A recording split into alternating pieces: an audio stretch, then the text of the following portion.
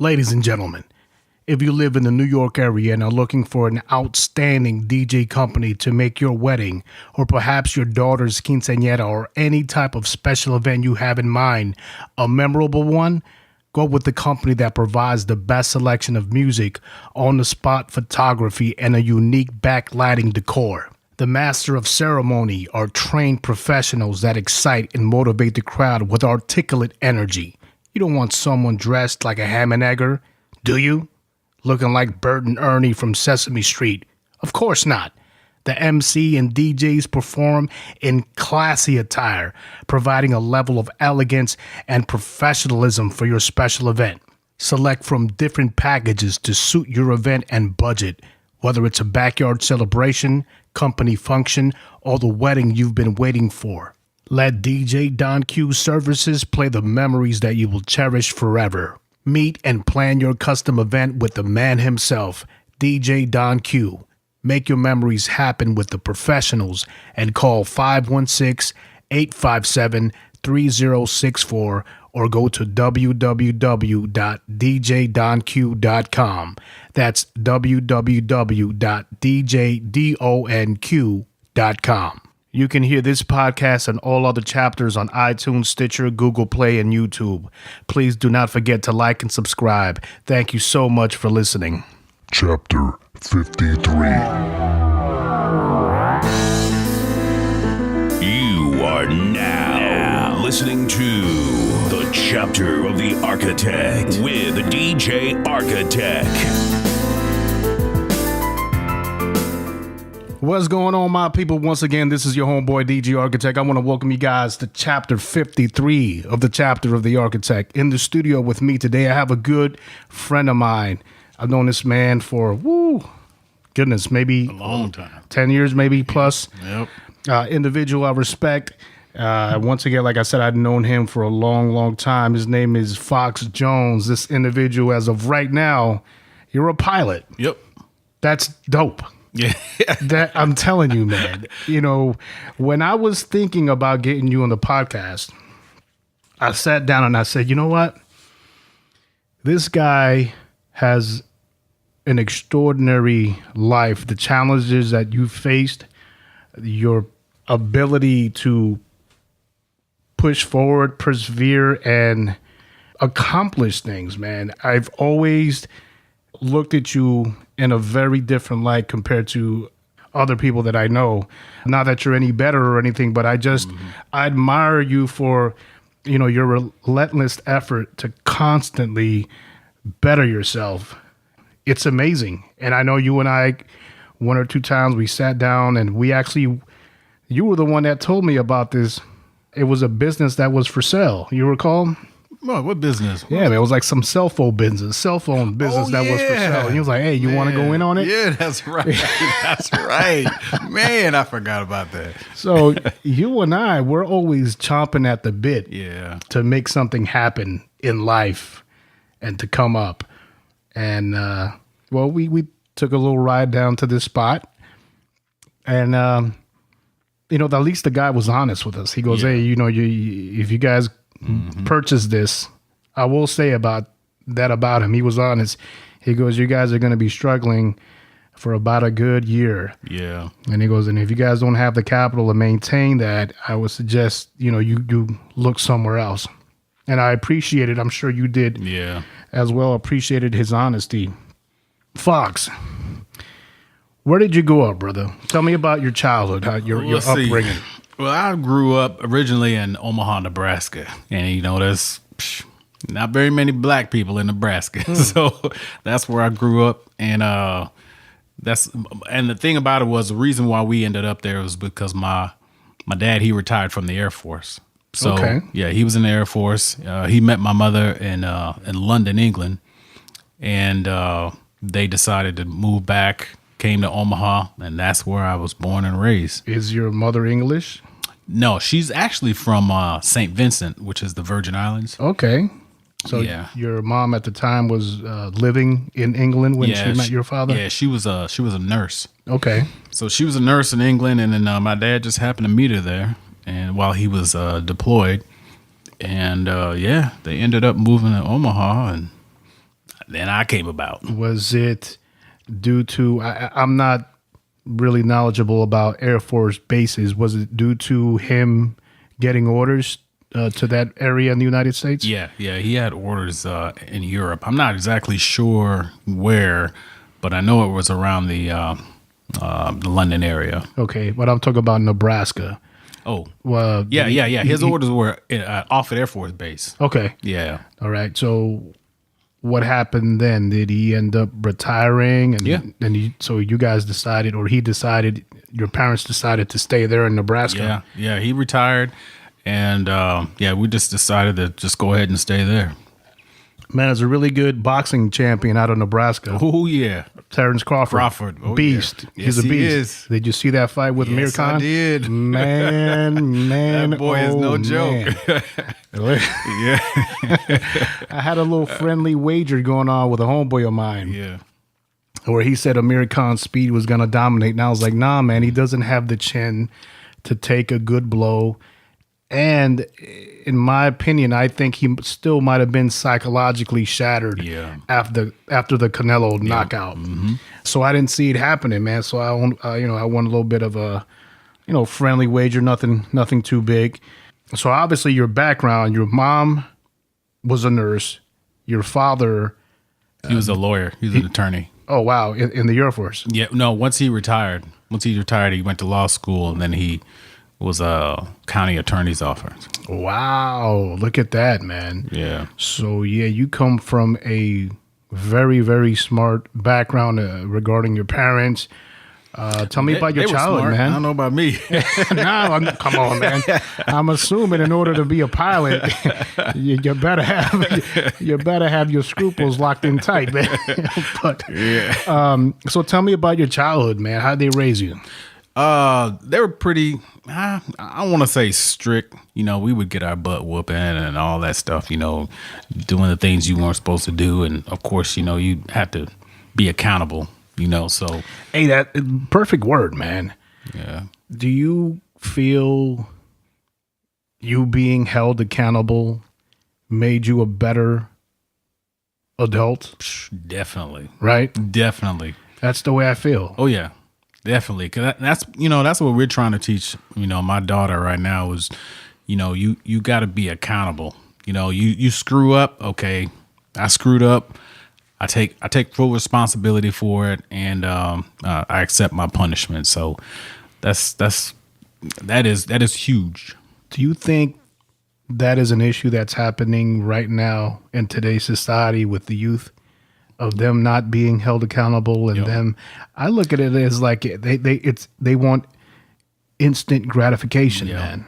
Yep. How do you feel about that? That's true. That's true. But you know what? It's not only with the young kids, it's with adults too. I mean, look at the president.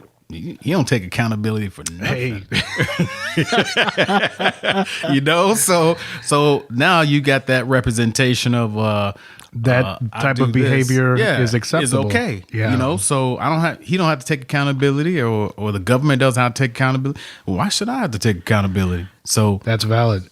So I agree, that's valid. It's across the board. You're man. right. It's not just children. Yeah. It's old ass fools. Yep, exactly. Which tells me just because you are an elder person or up in age doesn't mean that you're either mature or intelligent. Right, exactly. And I remember someone once telling me, we were getting into sort of an argument, and he was like, well, you got to respect this individual due to his age and his life experience. And it wasn't that I was disrespecting. It was just, we were just having a battle of thoughts, right? And I said, well, just because he's old doesn't mean that he has any life experience. Exactly. Right? Someone who's 25 years of age who's gone to combat or has experienced something in life that has opened up his eyes and has given him wisdom, has given him some kind of clarity, an epiphany, if you will, right? Yep. Compared to a 60-year-old man who's lazy and hasn't done a goddamn thing in his life. So how can you compare the two? I mean, that's what you would think. But the moment the old person opens up his mouth, you're like, damn, dude, go stuff your mouth with crackers and go eat your oatmeal, or, get out of here. Yeah. So as a child, you were disciplined. Tell me about the schooling. Was it a situation where your parents or your mom would sit down with you and look through your homework, things of that nature? No, that's one thing my parents didn't do. You know, it was for me at least, it was, you go to school, you get your homework, you come home, you do your work, and then you know, you study, do what you're supposed to do, and then take your tests or whatever, go home or go to school. So my parents, they weren't on my butt all the time in regards to my homework. And but still, I wasn't the smartest student, you know what I'm saying? I was like a C average, maybe somewhere a little bit higher. But you know, my sister, she was smart. She was smart, but you know, for me, I was worried about clowning. You know, I was worried about being the funny guy, right, and messing around with girls and all this stuff. You know, that was me. Over there doing the moonwalk in the worm. Yeah. Oh yeah. Yep. I was breakdancing. Oh yeah. I still got videos. So obviously you grew up in the 80s, right? Yeah. Oh man, to I me, love the 80s. the best. That's it. The best time. And I know. Yep. I know people will listen to the podcast and say, yeah, right, whatever. But I'm telling you, man, just think about that particular decade. Yeah. As far as the music. Yep. You had Michael Jackson, you had Prince, you had Madonna, Pat Benatar, all these, Janet Jackson, all these different, and even in rock, you know, Whitesnake and Def Leppard, who just got inducted into the Hall of Fame, and Fleetwood Mac, and all these great bands. Hip hop was just starting to flourish. Even the television shows, man, you know, Different Strokes. Yeah. You know what I'm saying? Facts of Life. To the cartoons, man. Thundercats, He-Man, Heathcliff. Yep. And wrestling, of course, wrestling. Yeah. You know what I mean? Yep. And even boxing was great then, man. Julio Cesar Chavez. Marvelous Marvin Hagler and Sugar Ray Leonard, Mike Tyson. I don't know, and anyone can sit here and challenge me and try to argue with me, but to me, the 80s was the best decade. Definitely, man. definitely. I loved growing up in the 80s, man. So you're going to school. You consider yourself an average student. Your parents aren't really getting on you, I'm assuming, because you're passing your classes, right? Yeah, I was passing my classes, but until, you know, I think it was 11th grade, there was a class I didn't pass. It was a history, something like that. I hated history because, of course, they was just telling a bunch of lies anyway. But so, you know, history wasn't my thing. And I remember I failed it one semester, last semester. And, you know, when that happens, they was all in my butt. Yeah. You know, so I had to go to summer school and make it up. But yeah, normally they wasn't, you know, all on me and stuff. They're just like, okay, go do your thing, just as long as you they wanted me. The thing they used to say was, do your best, you know. And if you, I mean, I'm sure I probably could have been an A student, but I wasn't interested in that. I was interested in, because like I was breakdancing, right, and I would go to the corners and breakdance, bring my cardboard. we would have a cardboard, a box top or whatever, and bring it down. And we would be on the corner, and it was be like four of us. We had matching jumpsuits and everything. We had our Adidas on. And the beat street of Omaha. Yeah, exactly. And you know, we used to put a cup out, and people used to give us money. We used to breakdance and take the bus back home. So, you know, and then also I was into like theater, you know. Oh, really? Oh, yeah. I was into plays. I was into singing. I was into all of that stuff. Wow, I had no idea. Oh, yeah. Yeah, that was my thing. And that's actually, I still do. I still sing. I still record, all kind of stuff. So, do you? Wow, as you can see, I have a recording studio. Yeah, I here. noticed that. I was like, man, you got to get hook up here. Hey, anytime you want to come and record, by all means, man, we can make that happen. So, out of the two arts, which one do you find more attracted to, the singing or the acting? It's the singing. Yeah, I like the singing. It's I mean, I've been doing it since I was a little kid. I mean, so and then I had the support of my family. My especially my grandmother. For about a year, my sister and I had left the country and moved to St. Vincent. Okay. We were about, I want to say 7, 8 years old. And we lived in another country, went to school and everything like that. And How was that experience? Oh, man, it was awesome. Really? Oh man, it was awesome. Was it a situation where you moved with your mom or your dad? No, or- it was just me and my sister. What happened, man? But I don't know. That's the thing. My sister and I don't know what happened, yeah. but all we know was we were on a plane down to St. Vincent and we were there for a year. Who'd you guys stay with? Your grandparents? Well, my grandparents, they had 14 kids. Wow. So we had plenty of family, and they owned a farm. So the farm, we were living on the farm.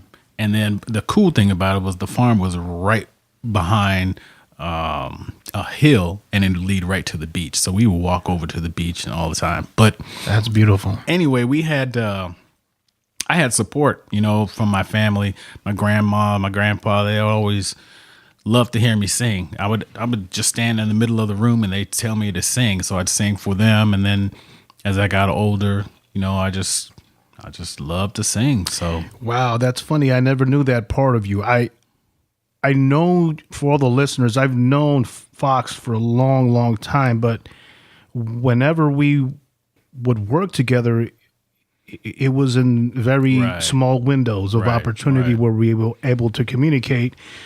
And a lot of the times we were very busy, so it wasn't like we could have this type of conversation. And I always held his friendship very dear to me because I felt him and I were cut from the same cloth, and we were very well like-minded individuals. So I always held him in high regard. So once in a while, after him and we kind of split from where we were working, we would still get a hold of each other, Yeah. whether it was me sending him a text Yeah. asking, how you were doing, things of Yeah. that nature. But I had no idea that you had this musical talent, man. Yeah. Did you ever step into a studio and record a song or music? nah, you know what? I recorded. I had written a couple of songs, and I wrote a song. Actually, 2 songs that I wrote and recorded, and then I did another track for a friend of mine, and he was a rapper, and I did because I had my The keyboard? and everything, and then I'd set up for him. So I did a beat for him, and yeah. So I mean, I've always been in music. So you would do production as well? Yeah. Oh, I had no idea, Yeah. brother. Yeah. Wow. Yeah, so I do that, and then but I haven't done that since I left Arizona, because the last track I did was for him. I'll let you. I don't know if I have it on my phone, but I'll let you listen to that. And then How long ago was that? that was like maybe 3 years ago. Oh man, that's still fresh though, man. You Yeah. can still dive back into it. You know what would, and now that I know that you can sing, what I can probably utilize you on is for hooks, Yeah, for choruses. hey, there you go. That's one of the easiest ways for you to get back into it, man. Because sometimes once in a while I'll write a song, and if I can't come up with the lyric to rhyme the hook, I'll come up with a melody for someone to sing it. Now the issue is going out and finding the person to sing it. I mean, there was one song I wrote. Goodness, it might have taken me a year and a half just to find a singer Yeah, to get it, But now that I know you do that, I'll definitely give you a call, man, and you can come up and we'll get you on the in the man. studio. me and my wife sing. My wife, I sing, she can sing. Really? Oh yeah, that's her thing. She loves to sing. Has she ever attempted to write or record? No, Wow, man. she's good, man. I'm Listen. telling you, she's 10 times better than me. That's I tell you, man, that is the thing. There are a lot of people out there with talent, a lot. Exactly. But Yep. to record a song takes a lot of work. I guess that's why it takes me forever to write a song because I have so many different things going on that I have to divide my attention to. And I'm like, man, I wish I could, but I just love everything that I do, right? Yeah. Whether it's Yeah. recording the podcast, engineering, producing, recording, writing, DJing. Yeah. It's a lot of work, but I had no idea, man. It'll be a Yeah. pleasure to get you and or your wife in here to man. record, man. Yeah, no problem. That's awesome. So tell me about the experience that you had moving overseas.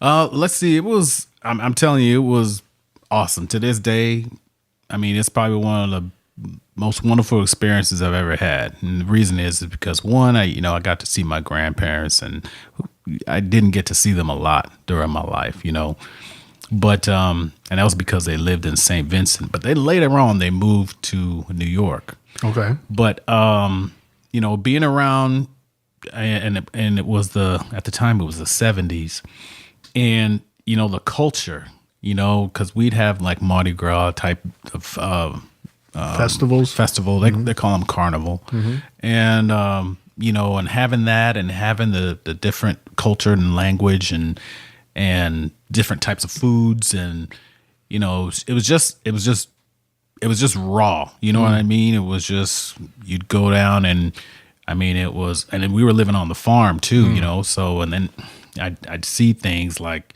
never saw how they killed the pigs in order to eat the pig. And Oh man, yeah, that's got to be that's got to be eye opening. Yeah, all of that, and the chickens and all that stuff. Oh yeah, that's something that we don't want to see, but we definitely want them short ribs, don't we?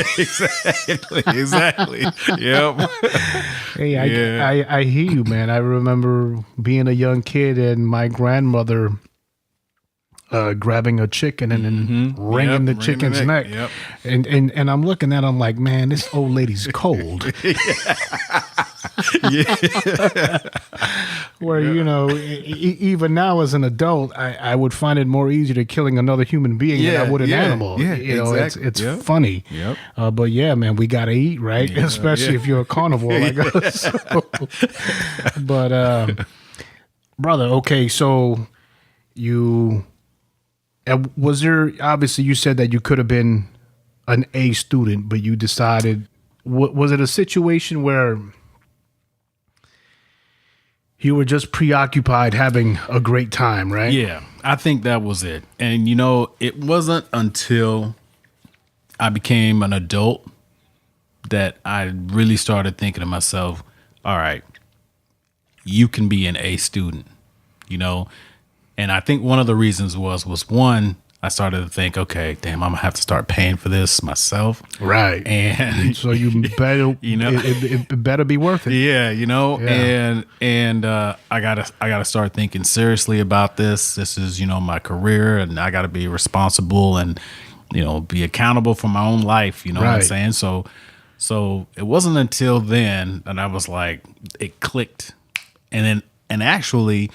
And I tell my son this a lot of times too, and my daughter, sometimes you gotta fake it to make it, So in my mind, I'd be in class, and even though sometimes I'd be doubting myself, and I'd be like, okay, damn, I used to get C's in school.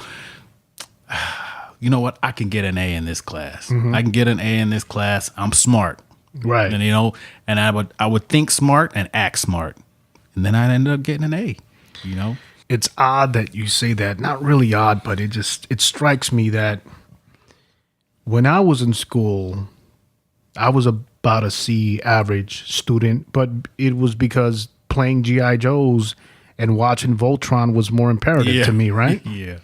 And then going out after I did whatever week homework. My version of week homework is just getting everything scrabbled on so I can take the bike outside and ride around with my neighborhood friends. That was more important to me until one time I was working at Nathan's Hot Dogs. And there were Nathan's Hot Dogs in New York. And I worked amongst kids that came from, I would say, a higher income bracket, right?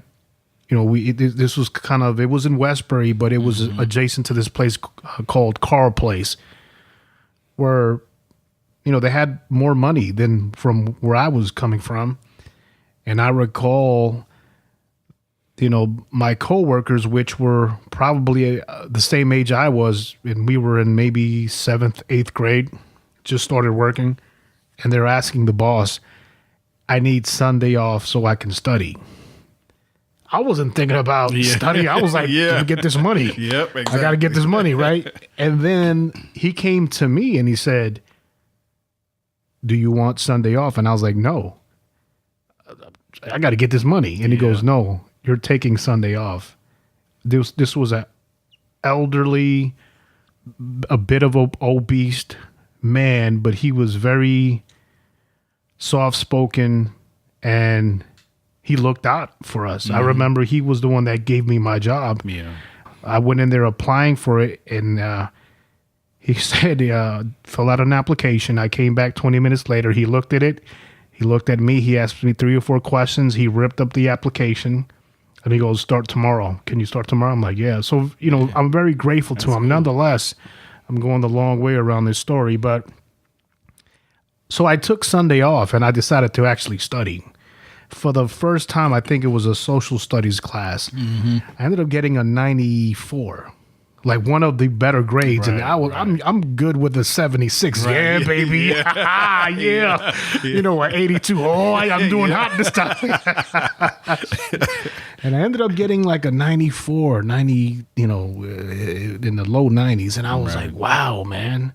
Like this studying crap really. Yeah. And I remember it was one of it was the map of Africa, and you had to name out the different countries within the continent. And, that was the first moment when I said to myself, all right, you're not dumb. You just have to apply yourself. Exactly. And I let it go after that. I was like, all right, cool. Yeah. I hit my peak. Yeah. Let's get back down to the regular. I can do it. Been there, done that. Right.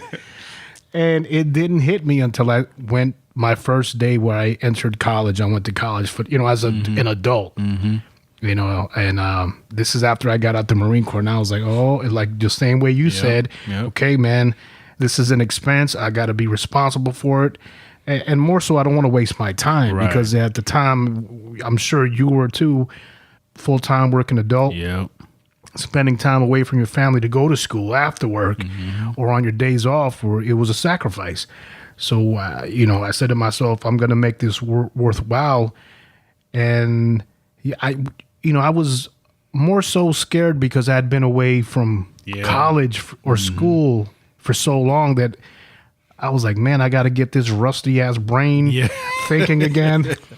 And no, you just had to apply yourself, and it gives you the confidence when you're able to write a report and the teacher pulls you to the side and says, hey, that was very articulate. And you're like, yeah, huh?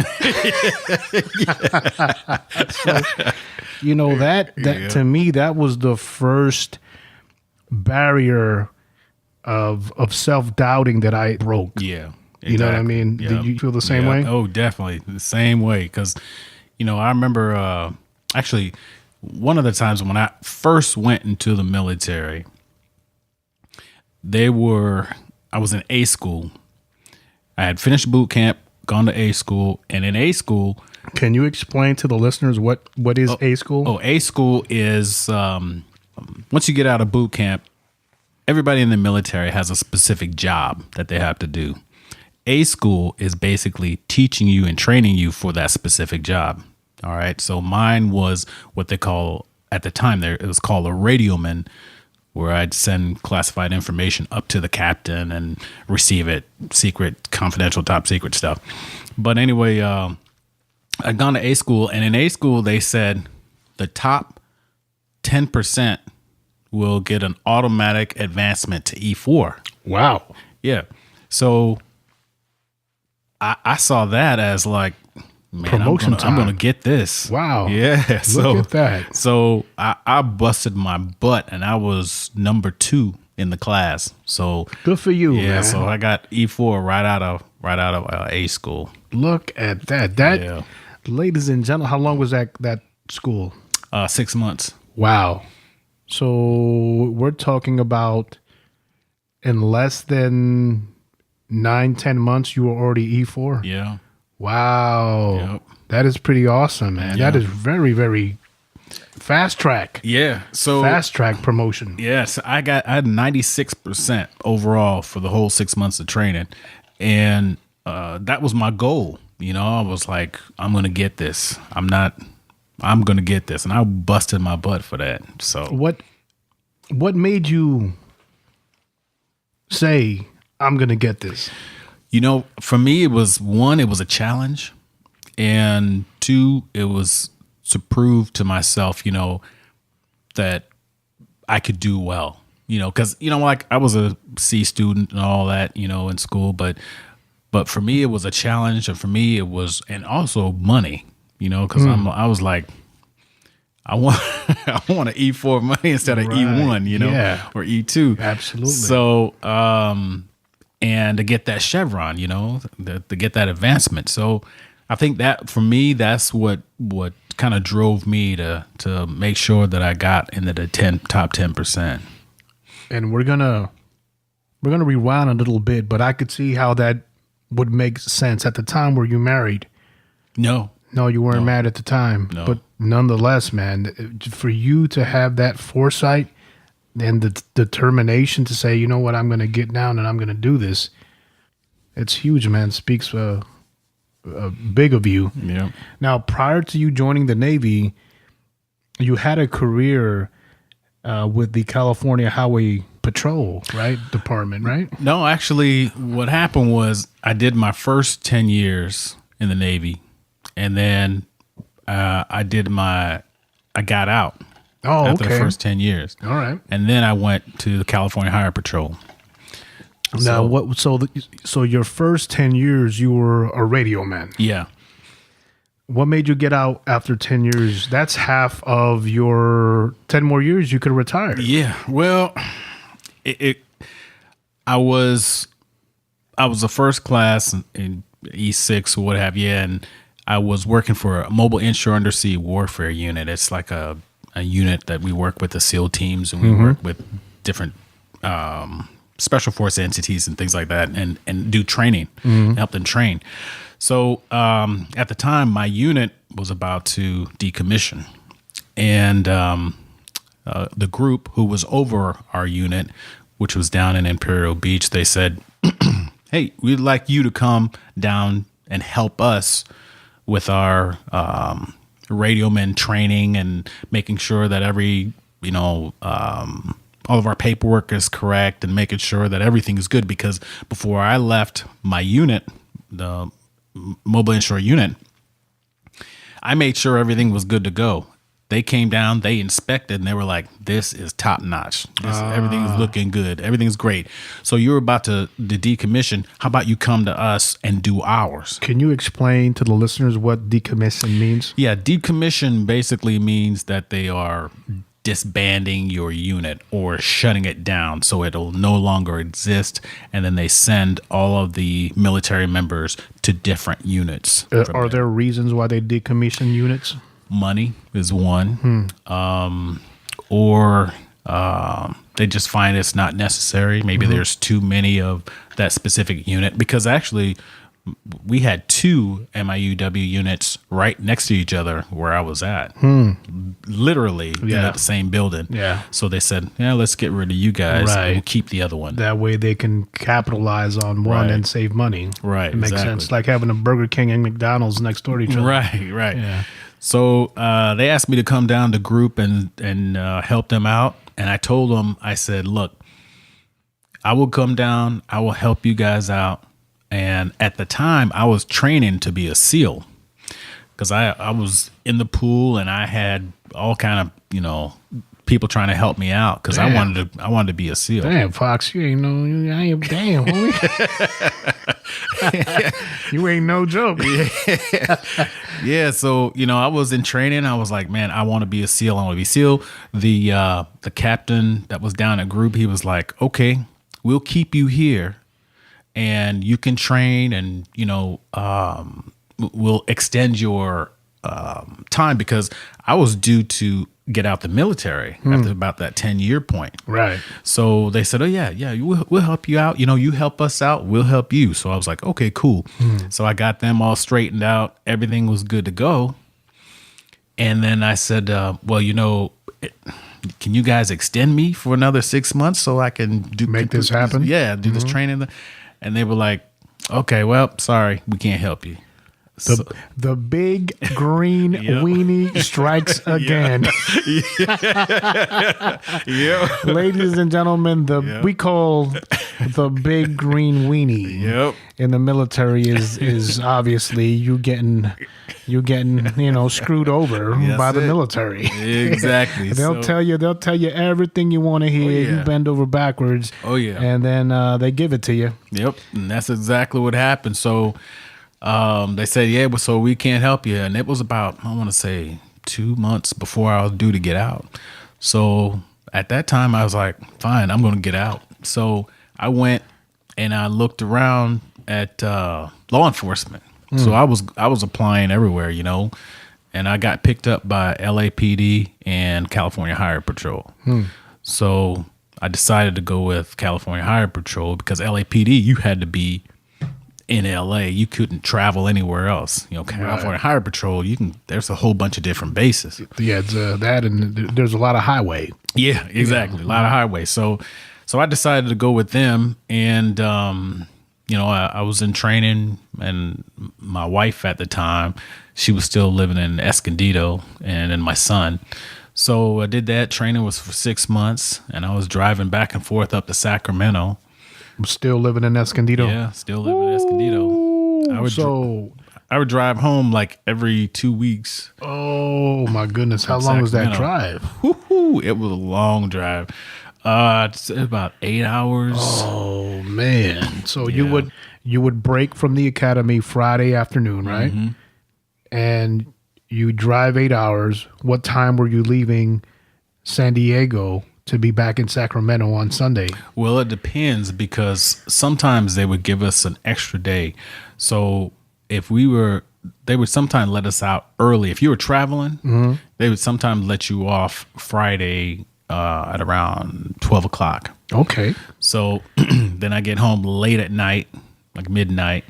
And then on Sunday night is when I'd leave and I'd do it all-nighter to get all the way back up to Sacramento. And Monday morning, you have to be ready for the academy. Yeah. And a law enforcement academy is not a piece of cake. No, it is not. It isn't. Don't get me wrong. It's nothing like the military. Yeah.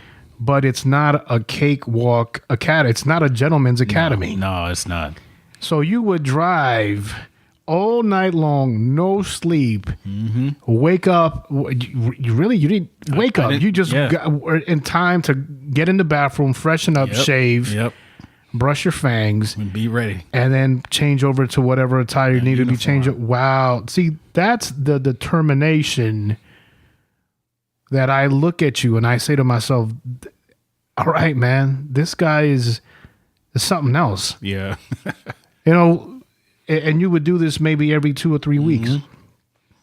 I look at you in awe, brother. I really do. I think in the experiences that I've gone through in my life, I think some of them are harsh, but it was because I had no other choice. Right. And I'm not saying that you did or you didn't, but obviously you wanted to see your family, so you sacrificed. Yeah. Look at that, man. Yeah. Does your son know about this? Probably doesn't. Okay, we'll let him hear this chapter of the Architect. You know what I'm saying, brother? Yeah. This is true sacrifice. Listen, guys, I want you to understand that, law enforcement academy is not a piece, a cake. It's not a walk in the park. It's hard work. And this man drives 8 hours and gets out of the car, freshens up, and he's ready to go. That Monday evening, you must have been exhausted. Oh man, I'd be dead, man. I'd be dead. Yeah, it was rough. It was a rough 6 months, but to me, I felt like I needed to see my family, and see my son especially, So I'd make it. Was that a source of encouragement and a power source for you? Oh yeah, definitely. Yeah, I go home and get that jolt, of love and support, and then That would last you. That would last you the good 2 or 3 weeks. And I see. It's almost like you're recharging your batteries, but it's costing you a quarter of the battery just to get that charge, right? Yep. Now, how long were you with the California Highway Patrol Department? 2 years. Yeah. Give me your experiences, and how did you like doing that profession? Initially, you have it's almost kind of like the military. You have a pride, it's that you got that camaraderie, and you got, to me, I always thought of the California Highway as the elite. You think of the SEALs or the Rangers or any type of special op team, and I always thought California Highway Patrol was the cream of the crop. So I felt proud, to wear the uniform and to do the job. I remember being in New York and watching Chips. Yeah, I was like, damn, Chips. man. And you know what? Where I was stationed was in that same building that they would record. Oh, no way. Yeah, I got the way they determine where you were going to be stationed is by your last 4 of your social. So if your last 4 of the social is low, which mine was 0594, you basically didn't get to pick where you go. Whatever was left over, that's what you got. But if it was 9999, you could pick wherever you wanted to go. Who the fuck came up with that goddamn rule? That's some fucked up ass rule, man. It is, because it definitely fucked me up. Shit, man. So I got stationed in Central LA. Wow. Yeah. So you got stationed in LA regardless. Yeah, I got stationed in regardless. LA. Yep. Wow. Yeah. So, but at the same time, I did love my job. There were times that weren't fun. Like, I'm gonna tell you about an experience. I don't know if I got time to tell you. Yeah, we got all the time. As long as you got the time, I got more biz. Don't worry about it. Yeah, there were a couple of times, where the job can be stressful, and unappreciated, So, because like sometimes, when I'd pull people over and it was, especially in LA, they'd be like, you a sellout and you this and you ain't nobody, blah, blah, blah, and it got, and even at times when I wasn't even going to give them a ticket, I'd pull them over and they just yap, yap, yap, yap, yap, yap, and I'm like, man, I wasn't even going to give you a ticket, but now I'm going to give your ass a ticket. That mouth walked that ass into a ticket. Exactly, So most of the time I would already know before when I pull people over, hey, all right, I'm going to give this person a ticket or I'm not, Right. But, yeah, but you start yapping and saying "fuck you" and all this other stuff. Start dancing with your neck. Yeah. But I had an experience, a couple of experiences that kind of made me think about my life and about the things that I'm doing and things like that. And one of them was it was early in the morning. It was about 9:00 in the morning, and when you're on the highway patrol, you have a beat and you have a beat partner. So your beat partner will either take the northbound, on the freeway, and you would take the southbound on the freeway or whatever. So I was on the southbound, and I don't mean to interrupt, but is there a stretch of miles that you got? How many miles do you guys cover? It depends, because some of them can be really long. Some of them can be short, but the short ones, then you'd also have some residential areas too. So, but on average, it'd be like 4 miles, maybe 5 miles. It depends. Okay. But, so anyway, it was early in the morning, and usually in the morning time, we don't jump on the freeway because it's just too much traffic. Unless somebody calls and says, hey, we got an accident and we need you guys, and then we'll get on. But at this time, for some reason, I was on the freeway, and this woman was just all over the place, weaving in and out of traffic. And I was like, oh, I got to pull this woman over. I can't. So usually what they tell us to do is when we pull people over, don't pull them over on the freeway, get them to exit off and off on the off ramp. For safety. For safety. Exactly.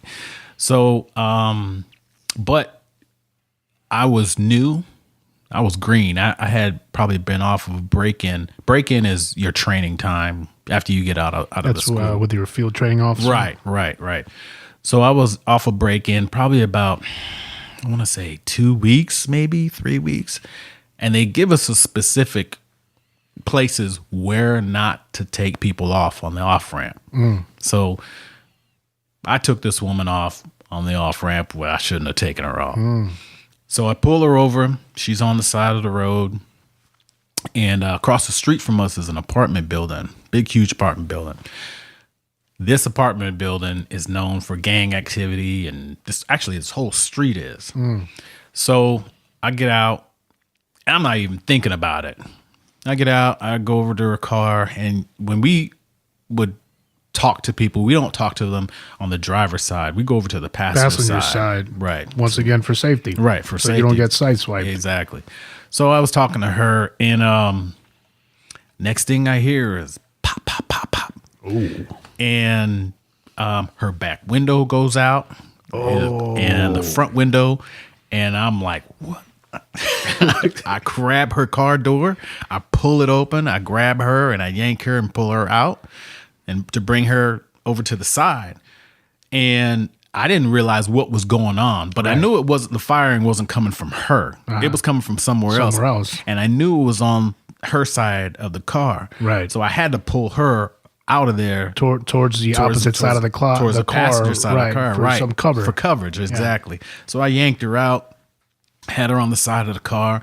I called for backup and everything, but so happened was there was somebody was shooting from the apartment building, shooting at trying us. to kill you. Yeah, exactly. Wow. So, so I called. Everybody showed up. They went in, swept the area. They found the shells on the roof. Really? But they never found the guy. The assailants, who were shooting. Who was shooting at him. He was probably on that radio. Help! Help! Right now! Send everybody! Get your ass down here! Yeah. You probably want to tell.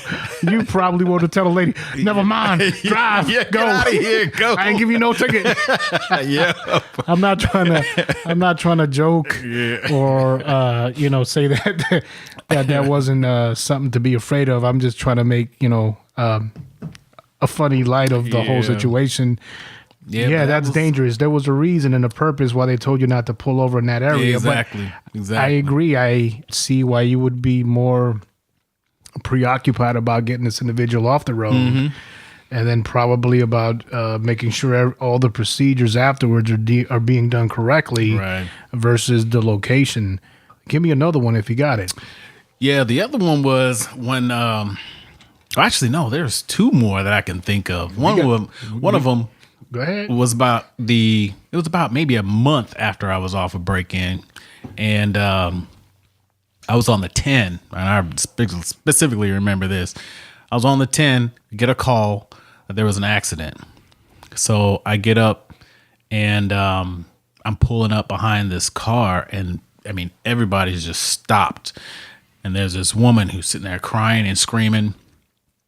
And I walk up to the car, and the front windshield is just like kind of busted out. I'm like, what the hell's going on? And I run up to the front of the vehicle, and there's a little girl laying on the ground. Oh. And what had happened was after I finished my investigation and everything, I guess there was a man, a woman, and a child. Man and woman were sitting up in the front seat. The child was in the back seat, but the child wasn't seat belted in. And actually, there were witnesses who saw the child jumping around in the car, jumping up in front, jumping up and back, just all over the place. Yeah. And it just so happened that there was a truck that had stopped right in front of them, and the husband was talking to the child, And he was trying to tell her, sit down. And right when that happened, boom. And the child went through the windshield, through the front, landed up actually on the hood, but they pulled her off of the hood. Man. And I went up and I'm holding this little girl, you know, and waiting for the ambulance to get there. And that little girl just died right in my arms, you know. So wow, man, that's heartbreaking, man. That was a tough one. And that was only after a month of being on the job. And you know, I felt, it was crazy because I felt angry, you know, at the parents, but right? I felt sorry for them at the same time. You know, it's like mixed emotions. So that right there kind of really affected me. But it wasn't until probably I was about a year and a half in, and I was on the mid shift. And on the mid shift, depending on what time it is, you know, you get your drunk drivers probably around between midnight and 3 o'clock in the morning, you know, so you're on the freeway, you're driving up and down. But then after that, there's not very many people on the freeway. So what we would sometimes do is we would just go into the city, in the neighborhoods and stuff like that, downtown. So I was going downtown just to drive around, give myself something to do. And I pull up behind this truck, and I could see there's two guys in the truck. One of them, the driver, he runs the light, right? So I pull him over, I light him up, and I'm thinking to myself, you know, he probably just, nobody's around, so he probably just went ahead and ran the light, which, I mean, is okay because there's nobody around. So I wasn't going to give him a ticket. So I get out, walk up to the car, you know, and I start talking to him. There's a black guy in the passenger side, and there's a white guy in the driver's side. And I start talking to him, and I'm talking to the driver, and I'm like, so did you know you just ran a red light? What's going on? Why did you run the light? And he was like, mumbling. And I'm like, what? He was like, you know, and I'm like, what is going on here? So I said, either he's intoxicated or something. I don't know what's going on. So I pull him out. Play me, yeah. So I pull him out of the car, and he's standing on the sidewalk, and I've got my flashlight, and I'm sitting there talking to him, and I see this thing flash in his mouth, and I said, "What's in your mouth?" And he was mumbling. I said, "What's in your mouth? Spit it out." So he takes, it's like a candy wrapper, and he rakes it through his teeth, and he throws the wrapper on his. Yeah, he fucking kept the drugs in his mouth. Right, exactly. So I said, "What was that? Was that crack?" And he starts chewing. I said, "Spit it out." So I'm yelling at him to spit it out. So he spits it out. And then rookie mistake. So I'm sitting there and I'm talking to him. And then I put down my flashlight, and I'm getting ready to get on my mic. Your radio. Right. So I turn my head, you know, turn my mic on, turn my head, and he hits me right in my head, right here. So I was like, what the? And I grabbed my baton, and I started to get swinging, right? And then he takes off. He starts running. As he starts running, I'm running past the car, the truck. And I'm telling the guy that's in the passenger seat, I said, "You stay your ass there or I'll shoot you." And I kept running after this guy, right? Because now you're in a vulnerable position. Yeah, now you're giving him your back. Exactly. I said, "You stay in that car or I'll shoot you." And the dude was like, "Okay, all right." So I go after this dude, right? And there's railroad tracks, and there's a hill. So as he's going down the hill, he tumbles and he falls. So as he's falling over the hill, I get on him. I've got my weapon. I'm like, boom, you better stay your ass down there or I'll shoot you. And I had him. So I called my backup. Everybody showed up. I mean, it was LAPD. You had USC campus police. Wow. We had sheriff's department. We had, I mean, everybody in the area showed up. And so I'm sitting there and I'm talking to my beat partner. And my beat partner was like, damn, man, you okay? And I'm like, yeah, man, I'm cool. He was like, no, are you okay? And I'm like, yeah. And he was like, look at your blouse. So your blouse, right? So I'm looking down and there's blood all over my blouse. And what he had done was he was one of those 3 strikers. So he had a ring that had a razor blade on it. Yeah. And he had it turned around, but he spun it around and he hit me in the head. So we get back to the car and the other black dude, he's still there. No shit. Yeah, he stayed there. He didn't move. Wow, look at that. Yeah. So, but he told us, he said, yeah, he said he was not going back to jail. So, yeah, so that's another one that changed for me. That changed my whole outlook on everything. And I'm assuming you didn't know you were bleeding because of the adrenaline Yeah, rush. bro. I thought it was sweat. I thought it was sweat. I didn't even feel it. I mean, It was that bad. Yeah. But it was a good sized gash. I had to get stitches. It was huge up here. It's gotten smaller now, but it was it was a wake up call. Wow. Yeah. Let me ask you something, brother. Through those incidents of, seeing death and being assaulted, one would assume an active duty police officer on the beat is going to get some kind of symptom of PTSD, correct? Mm-hmm. How do the departments help or treat you guys with those type of scenarios or situations? Oh, right away. They make sure that you get your help.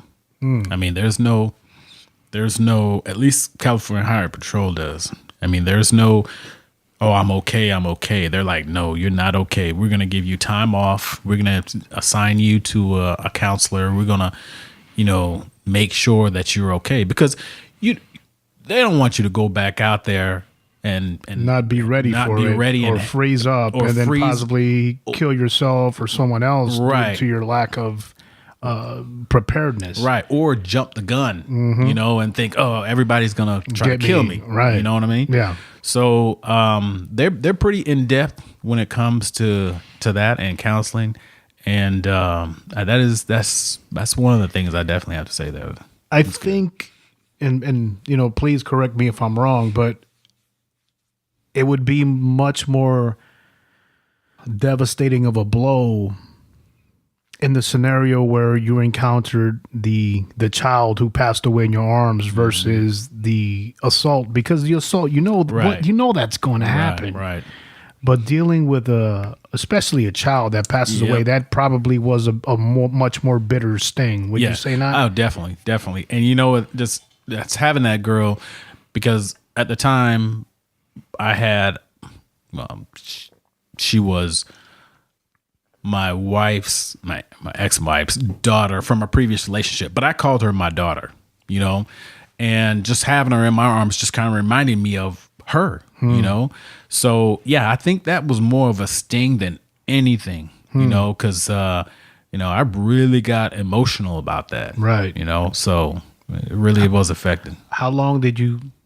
I'm not saying that you got over it, but how long did it take you to process that situation? It took some time, because it's I know when you get hit with something like that, that's so emotional and affects your psyche pretty much, it took a while, like I said, even with this situation, they give you counseling also. So, it took some time to actually get over it. 'Cause there would be times when I'd pull up to an accident and I'd be like, please let it not be a child involved, So, but then eventually, you kind of get past that. It's still in the back of your head, but right. It's just not on the forefront. I have to tip my hat off to the California Highway Department, because if you really think about it, the majority of the calls that you're going to get are going to be from somebody driving under the influence, Yep. a traffic accident, and unfortunately, a lot of those times, those traffic accidents end up with someone being killed. Mm-hmm. And that is a horrific scene for someone to be a veteran of that department for a long period of time and constantly have to look. I'll give you a prime example. And I had a old coworker of mine calls up, "Hey, I'm going to be late. What's going on?" He was coming up from San Diego on North 15. There was a traffic accident. He was right behind the vehicle.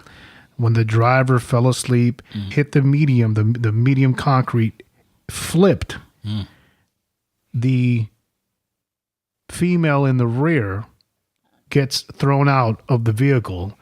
There's another female passenger, and he was a male driver. The vehicle's upside down. My buddy pulls over to the side to try to render some kind of assistance. Here comes California Highway Patrol. The driver is the brother of the female that was in the rear of the vehicle that got flung out. He's half awake. The passenger is his girlfriend. She's unconscious. I don't know what happened with her, but he's half awake and he's looking for his sister. He's screaming, "Where's my sister?" California Highway Patrol have their flash. This is maybe 4 o'clock in the morning, so the sun's not even out yet. It's still dark. They're looking for her. And my buddy said that they found her. They had came from the club. The brother had unfortunately been drinking and driving, falls asleep at the wheel, kills his sister. They found her she had scraped in this tall grass field, her mouth covered in dirt. And, my buddy was obviously affected by it, just by him. He didn't, obviously he wasn't a California Highway Patrolman, but you could tell by him coming into work, he was, like shaken up and like, "Hey man, you okay? You want to go home?" Yeah. So I can imagine, I tip my hats off to you guys, the California Highway Patrol Department, because that's, you guys deal, and then the mannerisms of how you guys professionally put together and recreate the traffic accident scene. You guys are the best of the best. Yeah. Yeah. And then to have to deal with that, the travesty of seeing a human being mangled. A lot of people, they watch movies, man, but it's very different when you're up and personal and you're able to smell the blood. Yeah.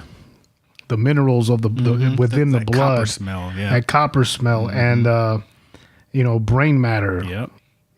Shit, it makes you want to throw up, man. Yeah. It's almost like you get tattooed with a really ugly emotion. Yeah. And it takes a long, long time for it to wash away. Yep. If ever. But thank you, man, for your service with that department, man. My hat's off to you.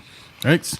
What was the decision that made you decide to call it a day? Well, it was September 11th, actually. Yeah. So what happened was, I was, the shooting accident when I got sliced in the head, that happened maybe about 3-4 months before September 11th happened. And then I was still in the reserves. So my unit called us up and after September 11th and said, "Hey, we got to go. We're getting deployed." So, I put in the time at my job and everything. And I said, "Hey, my unit's deploying me after September 11th. I got to go." Right. So we got deployed and I decided I wasn't going to go back. So I stayed in the military. And I reactivated and just decided, you know what, I'm gonna go ahead and stay in the military. All right. How many years did you do your second term? My second term, I did 8 years. Were you eligible to retire at 18 years, technically? Yeah. Okay, outstanding. So you do your 18, Mm-hmm. you honorable discharge from the Navy. Yeah.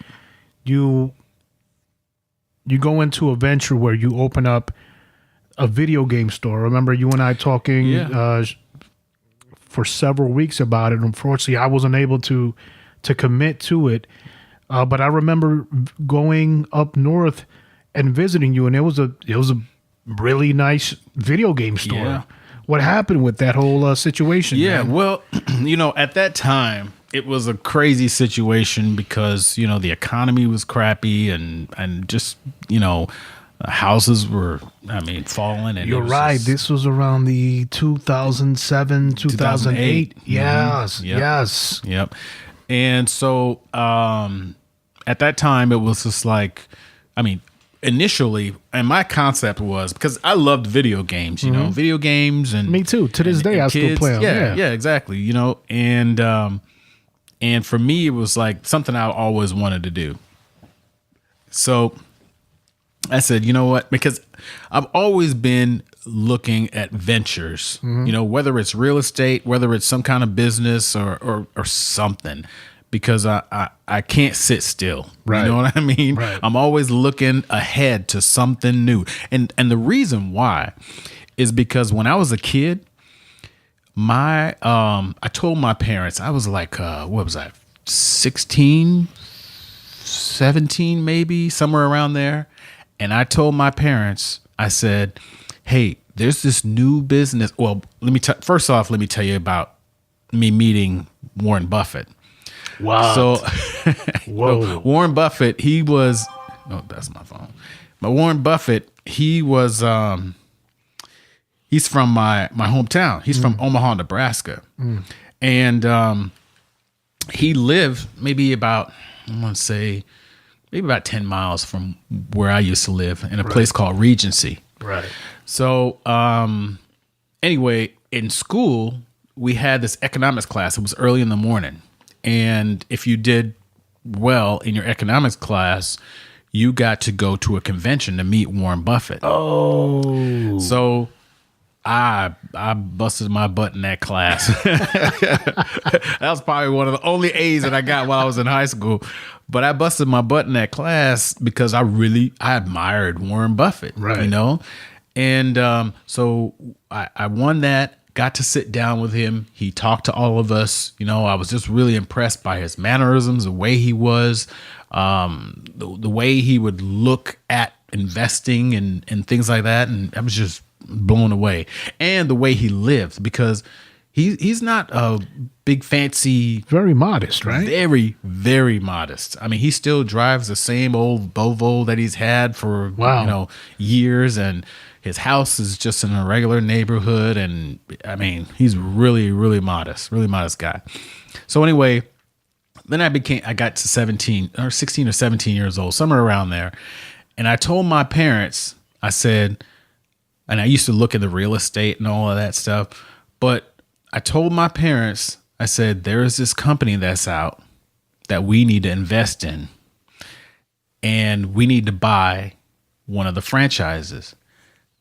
And they were like, well, what is it? I said, Subway. Oh. And that's when they first came out. And I told them, I was like, we need to buy one. We need to do it. Subway blew up. Right. Right. And my parents, they thought some 17-year-old kid, what does he know? Yeah. I was like, man, you still living underneath our roof? Talk about we. Yeah. You talk about, what do you mean we?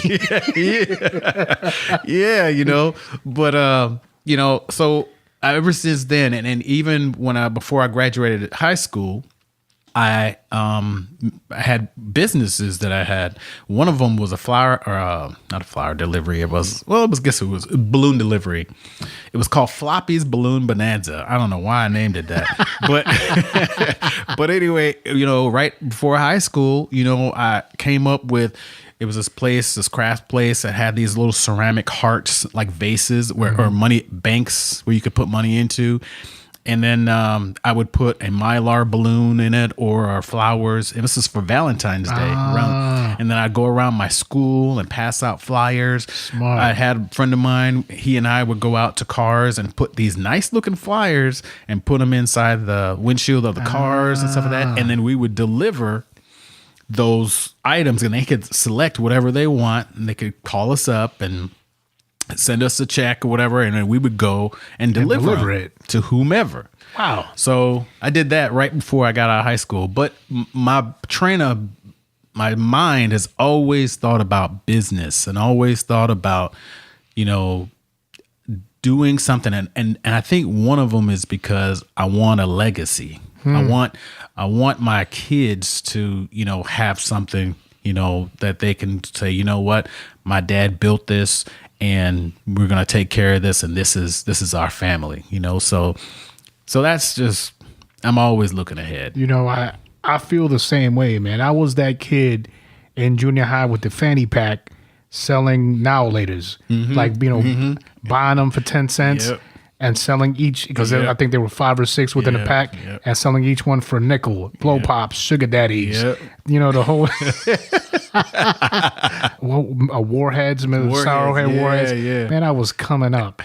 Listen, I agree with you, man, and I think it's more of a situation for me, anyways, where I never wanted to stay stagnant. Yeah, I guess that's why I dabble in so many things, because the moment that one thing begins to bore me, I want to say, okay, well, oh man, this is exciting. Yep. And when I dive into it, it's head first. Yep. And it's almost like I'm a, goodness, man, like a fiend. Like, I won't stop learning until I learn everything about that certain subject. And I'm excited while I'm going through it. And I'm like, hey, so I try to get other people excited. Hey, listen. Yep, exactly. You got to hear this. Yeah. And then sometimes they work out. But for the most part is, I always say, let it run its course. Like if it's a legitimate good idea, let it run its course. Right. And even if you're in the middle of it and it starts to flutter, keep putting energy into it. If it's good, eventually it's going to pop up. So I totally understand where you're coming from. Yep. Totally do. So what happens with the game store? Yeah. So anyway, it was, like I said, it was about that time, things were, the economy was bad. And I mean, our location wasn't too bad. The problem was GameStop was right down the street. And the difference between Play and Trade, my company, and GameStop was that, we would have the kids come in and they could play all the games, test them out and see what it's like. And, and then we would have different events, we would have online events where, or not online, well, it was kind of online, where we had like 6 TV screens. You guys have contests, right? Right. We would have contests and they could play against each other, and then the number one person would win, a game or prize, whatever it was. Yeah. Console. Right. Exactly. Great concept. Yeah. It was awesome. It was great. The problem was one, it was the location, and it was difficult to get a lot of customers in. I mean, even though, we would get out there and we'd be spinning the signs and, we'd have characters out there. But it was just really difficult. And I was actually, at the time, I was still in the military. Right. And, my wife was running it and she had the baby. Oh, wow. That really made it tough. Right. And then, we kind of got a manager in there, but he didn't do too well. Yeah. So anyway, so we decided to go ahead and shut it down because it just wasn't making the money. And then, I was out the military, and I was like, gotta do something. You gotta find a way to bring income in. Now I don't want to get too personal. Now, when you closed the doors, did you find yourself all of a sudden in a hole of debt?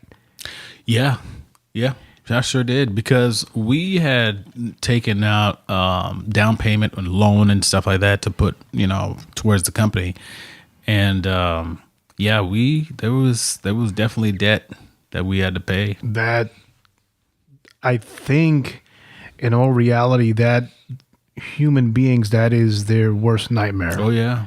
How did you We had to file for bankruptcy. really? Yeah. How did you guys overcome that whole situation aside from filing for bankruptcy? How did you guys overcome that? It was really difficult, because one was, and it really wasn't even really the money. It was the concept of having the business and wanting it to succeed. Right. And but my brain, and just like my wife's, we always think that was a training, an experience. That was a learning venture. Exactly. It was a learning experience, and you've got business owners who fail like 90% of the time, but that one time is when it actually That's takes off. the one lesson that the next time they come around, that's the one mistake they're not going to make that Right. makes them succeed. I totally agree with you. That whole situation is what really stops a lot of individuals from taking the plunge and Yeah. saying, you know what, Yep. it's the most scariest scenario that you can imagine, and you guys live through it, and you guys come out the other end much more stronger for it. Yeah. What happens after that? Well, we finished up with the business, and we shut the doors. And the sad part too is when we shut the doors was we had to put our employees out. You know what I mean? We loved them. Right. They were really good employees, really good people, and they were kids, most of them, or high school. And they were almost kind of like a part of the family, So I think that was probably also one of the toughest parts. But we shut the doors, and then and I got out of the military, and then my wife was like, "So what are you going to do now?" And I said, "I've always wanted to fly." And she said, "Well, go ahead, fly." And I said, "You think so?" And she said, "Yeah." And I said, "All right, cool." I'm going to tell you something, man.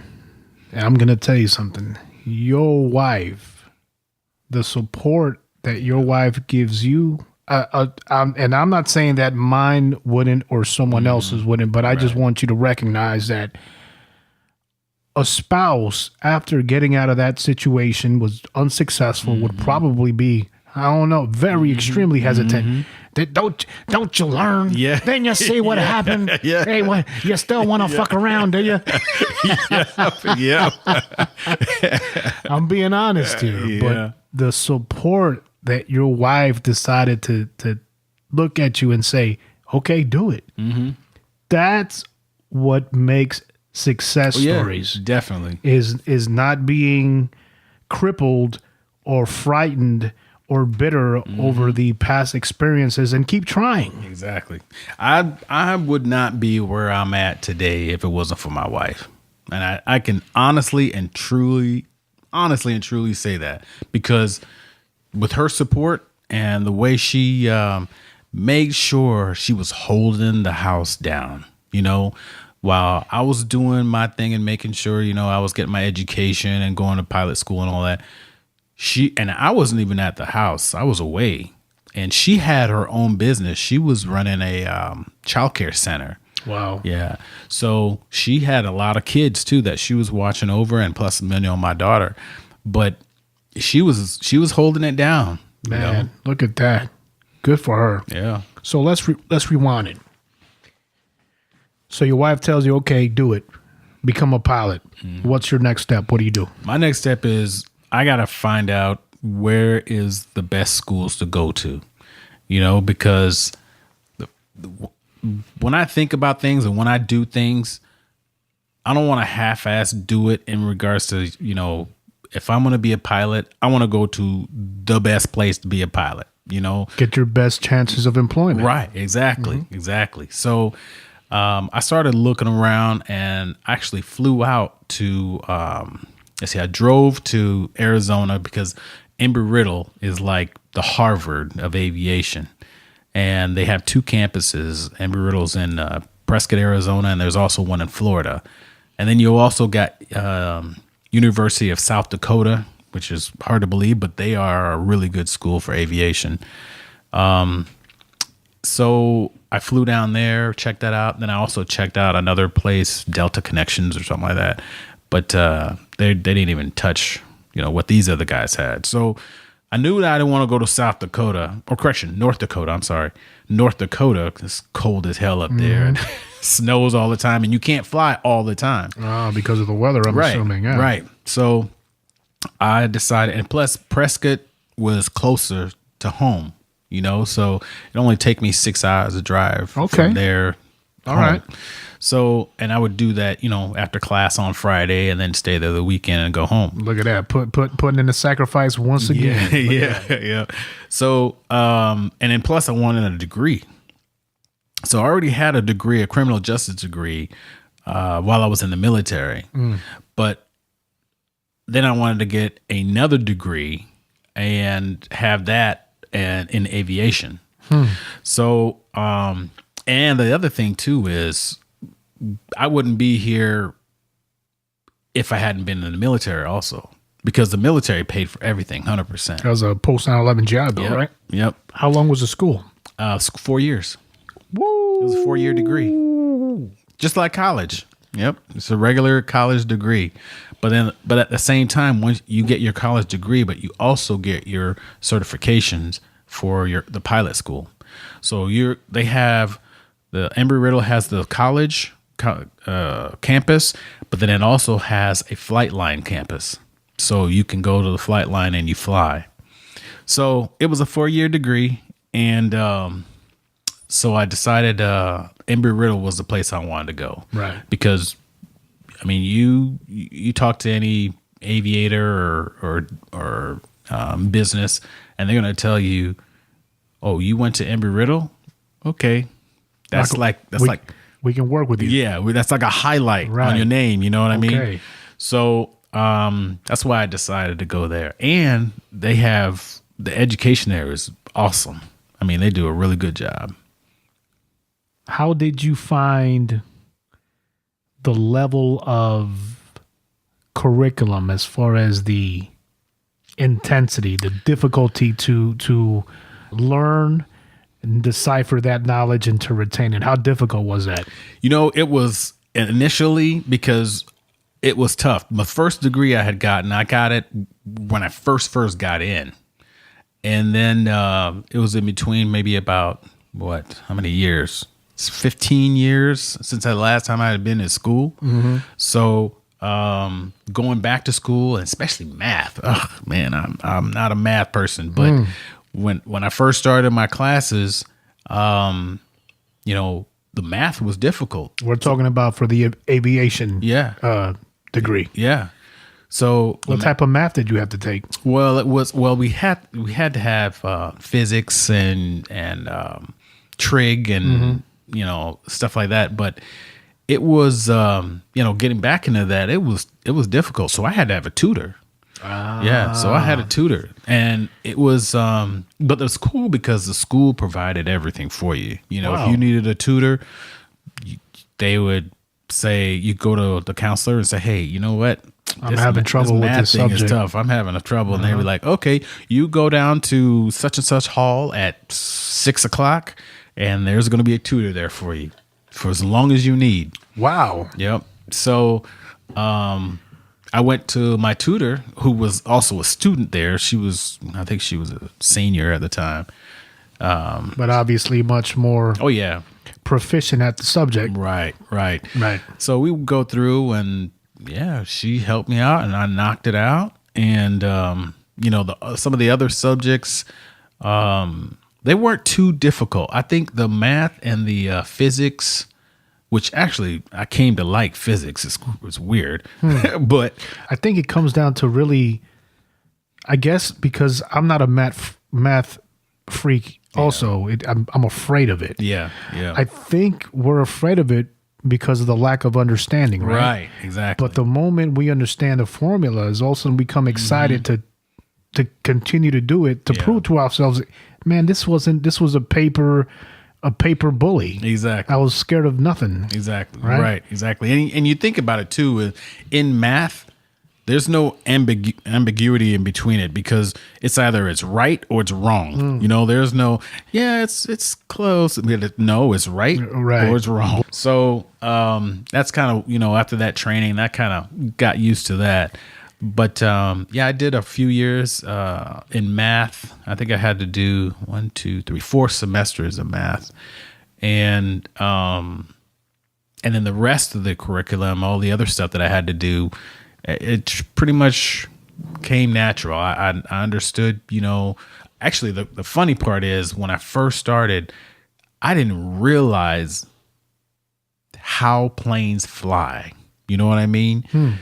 I mean, it was like, oh, you got a wing and you got an engine and it just pushes it through the air. Yeah, a lot of it has to do with lift. Exactly. Right? Exactly. So I didn't know how that worked. But, it's once you go through the training, you're like, oh, man. Kind of makes sense, right? Yeah. I'm like, wow. So there's pressure and there's high and low pressure. And, you got your pressure that actually lifts the plane up, and it's not the jet that's pushing it through the air. It's actually, the wings that are creating this lift. Right. So that kind of, that got me really interested. And once I started learning that, and it just started to flow.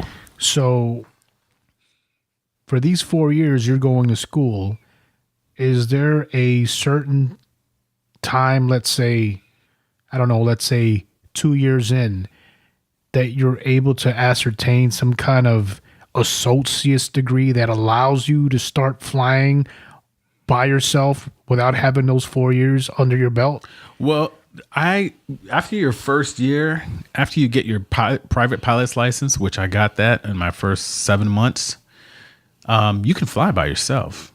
Yeah, you can fly by yourself. But in this training program that I was under for the 4 years, you've got, first you have to start off with your pilot's license, and then you go to your instrument license, then your commercial, and then your multi-pilot, and then you can go to your CFI, which is a certified flight instructor 1 and 2. But you don't have to do your CFI. You can just go to private pilot, instrument, and commercial. CFI is just in case you want to be an instructor or become an instructor. Right. What types of airplanes were you flying? At the school, they had the regular small aircraft, the 172. It's called Cessna's, the 172s. Yeah, and then we also had the Diamond. It's called a DA-42 Delta, which those are propellers, right? Yeah, multi-wing. So, and then I also had the Cessna 182, which is a higher performance type of plane, which and also the 152. The 152 where you can do kind of like aerobatics. Oh, wow. Yeah. As far as flying, is it true when they say the most difficult part is the landing? Definitely. Definitely the landing, because your takeoff, that's pretty nuts. Now, listen, I remember playing Nintendo Top Gun. And trying to get that speed and altitude right. Yep. To try to land on that aircraft carrier. Hey, landing on an aircraft carrier, that ain't no joke. I could assume because the aircraft carrier is moving. Yeah. But I'm just making a joke out of, the little boasted Nintendo game. But I truly have to know what the feeling you get in your stomach when you're about to land. Obviously, you have an instructor adjacent to you. Yeah. And at any time, he can say, all right, homie, I got it. Yep. I got the controls. Which is great. It's a good little, net to have underneath you. Yeah. But ultimately, in order for you to pass and get this degree, you have to do it on your own. Right. What's going through your head?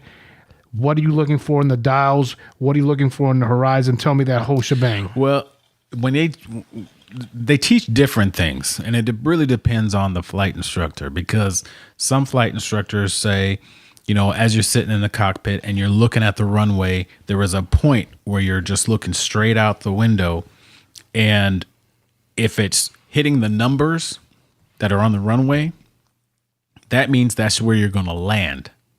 So you're coming in and you kind of, let's call it rotate or flare, and you come down and you flare the airplane by, applying that back pressure.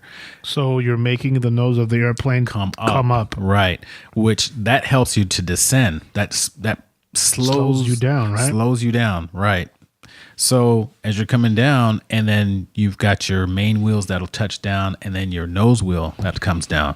So as you're coming in and you're looking at that, initially, when you're first starting off, it's scary. It is scary. Yeah. Because what you're doing is you're looking up at the sky. Right. Yeah. Right? Because the nose is pointed up. So like, well, I can't see shit. Yeah, exactly. Right.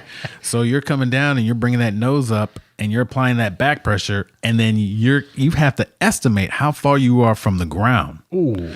Because and the way you do that is you're looking out your peripheral vision. So you're looking out and you're seeing, okay, I see the runway over here and I see the runway over there, and it's getting closer and closer and closer and closer as you're coming down.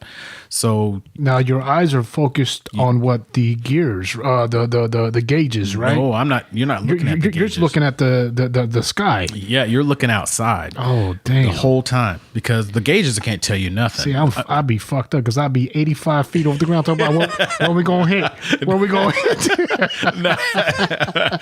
No, you get used to it, and you. I mean, once you see that in your peripheral vision, you're looking outside and your peripheral vision, and the runway's starting to come up, and then you're applying back pressure, and then you'll hear the stall horn. That's probably the best indication that you are in a good landing. Mm-hmm. So the stall horn going, bing, and then you'll boom, and then you'll land. Oh, that's because that's the warning sign telling you are about to stall, right? But you want to be at your slowest when you're about to hit the runway. So you're like, all right, cool, all right. Yeah, that means you've exceeded your point of lift, angle of attack. Okay, so you're coming down, and it boom, that noise will go off, and then boom, you're landing, and then you bring your nose down.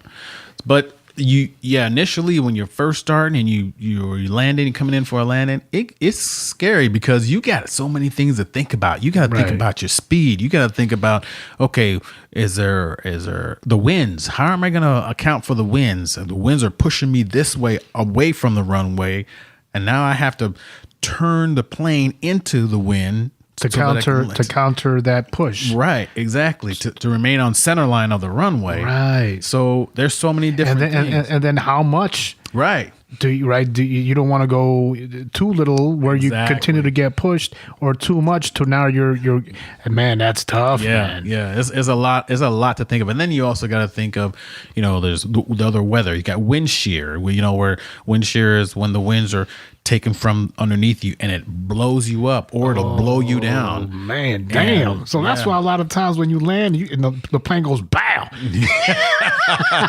No, they just can't fly. That's wild, man. So for that, listen, this is amazing to me, man, because ladies and gentlemen, here in the chapter of the Architect on any podcast, you tell me when you're able to have a conversation with a pilot and ask them these questions.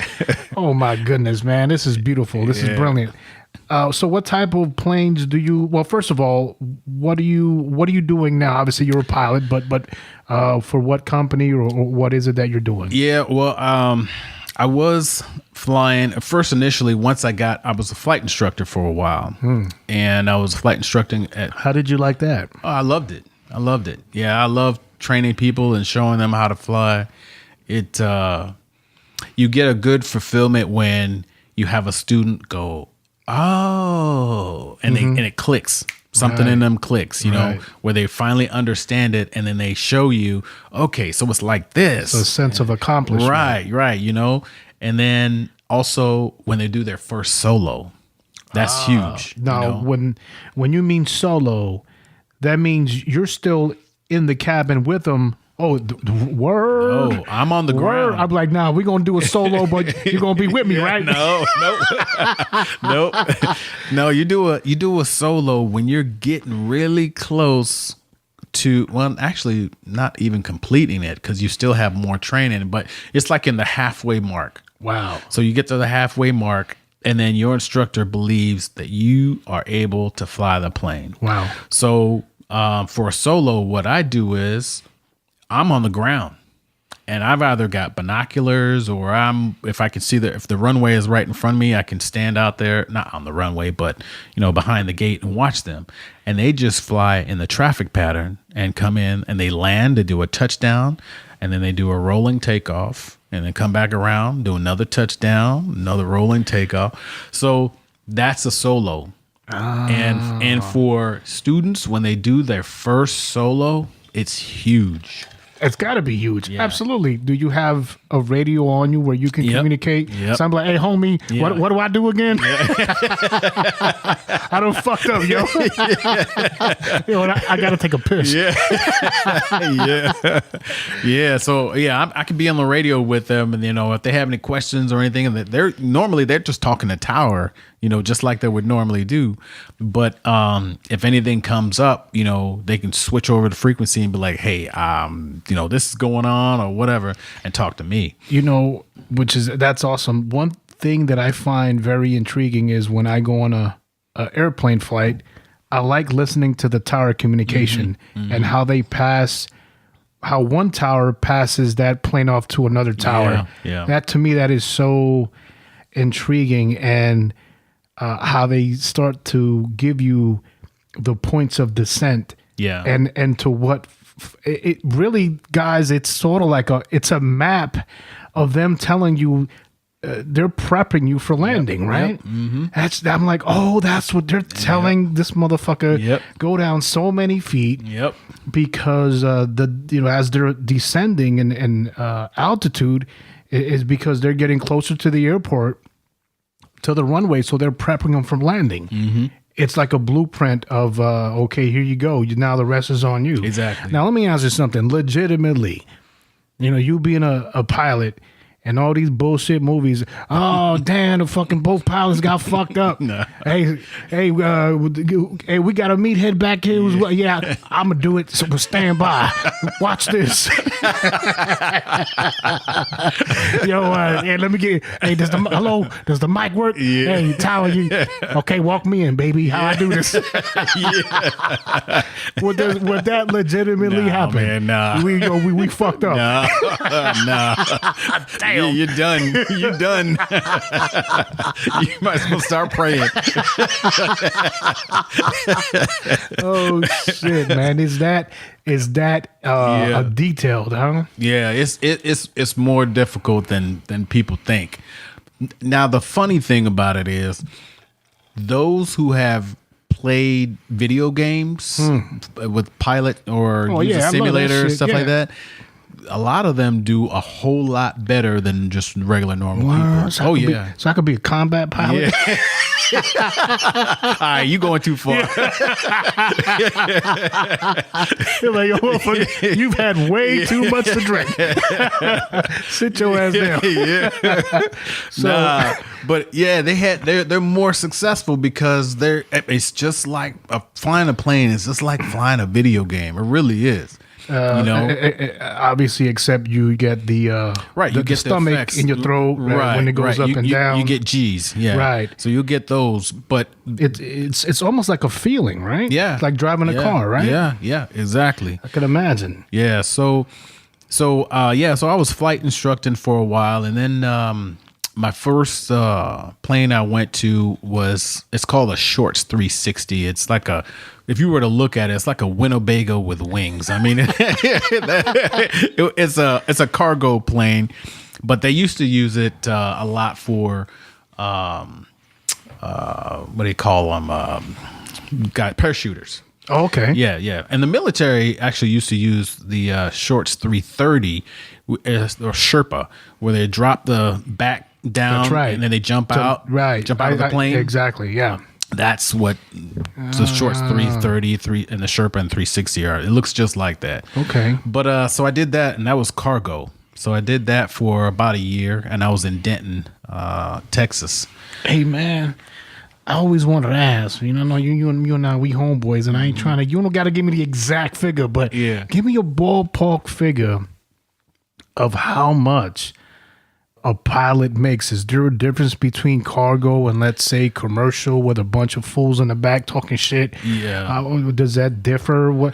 What's the roundabout starting entry level salary of a pilot? You don't got to give me, just give me a ballpark. Oh, it's cool. It depends on where you go and what you do. So before you actually go to cargo or passenger or even GA, which is general aviation, which is like corporate and flying for a corporation, things like that. You got to get your hours. All right. So normally they're looking between 700 to 1,500 hours just to get your foot in the door. Wow. So if you got less than that, they're not even fucking with you. Yeah, they're not messing with you. But like, back in the day, they'll tell you go fly a kite. Yeah. But back in the day, you could have like 200 hours and you could start flying at Delta Airlines. Damn. But now, the law changed. Yeah, the regulations are so much more strict, right? Yeah. So CFI, you get paid by the hour, and usually it's around $25 an hour or something like that. And they're averaging about, 100 hours a week. 100 hours a month. Okay. But then after that, once you've got your hours, then you can pretty much start to move up. You're not going to get to the big league like Delta, United, Southwest, those, but you can get to the regionals. And the regionals, they work or they fly nice planes, the nice jets, and they fly passengers. A regional is like a plane that'll fly you from San Diego to Los Angeles. I got you. You know. Oh yeah, they're the smaller ones, right? Okay, yeah, they're the smaller ones, the smaller jets. I used to fly for the regionals. I used to fly under Delta Airlines. Oh wow, damn, my homie. Yeah. So, but and my base was Los Angeles. But but after that, once I tried out first before I even went to the regionals, I went to cargo first. I did that for about a year, and then I went to air ambulance. So I was flying the Lear jet. Oh shit! Yeah. Was that from flying Cessnas to the Lear jet? Was that a big difference? Huge difference. Huge difference. The Lear is one of the fastest jets there are out there. Damn. So me jumping from the Shorts 360, which is a prop plane, which is a big, huge prop plane, to the Lear jet, which is like a rocket. Damn. So it's completely different. So did you have to almost retrain? I mean, obviously the principles are going to remain the same, but velocity is not going to change. Yep. Now you have to take that all into consideration. Yeah, it's a big difference. So you really gotta, and it's not training.